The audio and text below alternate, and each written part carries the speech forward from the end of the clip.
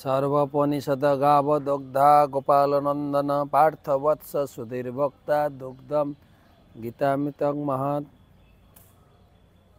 এই ভগবত গীতা আছে সমস্ত শাস্ত্রের সারাতি সার।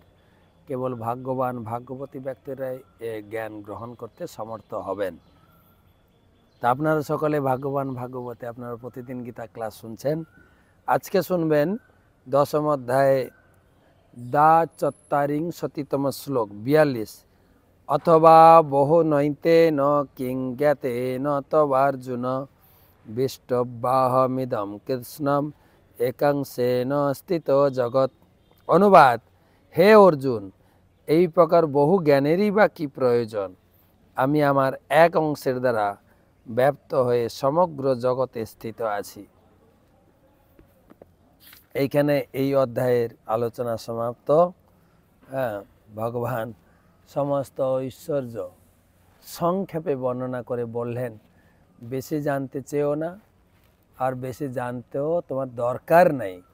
এই জগৎ, চিন্ময় জগৎ, জড় জগৎ, গাছপালা, পশু পাখি, যত কিছু চেতন, যত কিছু আধিক্য আছে। আমরা আমেরিকান টুইন টাওয়ার দেখি, কত বড় বড় বিল্ডিং। আমরা দুবাইয়ের বুর্জ খালিফা সেই বিল্ডিং, এ সব কিছু যত আধিক্য বলে মনে হয়। আমরা কুম্ভ মেলায় ছিলাম, গঙ্গার উপরে ঘর বানিয়ে তারা ছিলেন। কল্পবাস, গঙ্গার উপরে ভাসমান ঘর, ওখানে ওরা স্নান করছেন, গঙ্গায় আছে। এই সব কিছু যে বিচিত্র বিচিত্র জিনিস।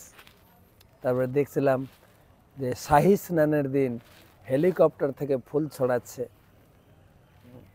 জগতে যা যা কিছু ভালো জিনিস বলে মনে হয়, আশ্চর্য জিনিস বলে মনে হয়, সুন্দর জিনিস বলে মনে হয়, শক্তিশালী বলে মনে হয়, জ্ঞানবান বলে মনে হয়, এই যে ফুল, কত সুন্দর সুন্দর ফুলের কালার।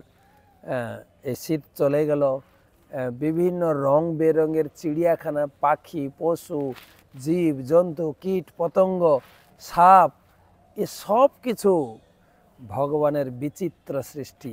ভগবানের শক্তি ছাড়া কোনো কিছু মূল্য নেই।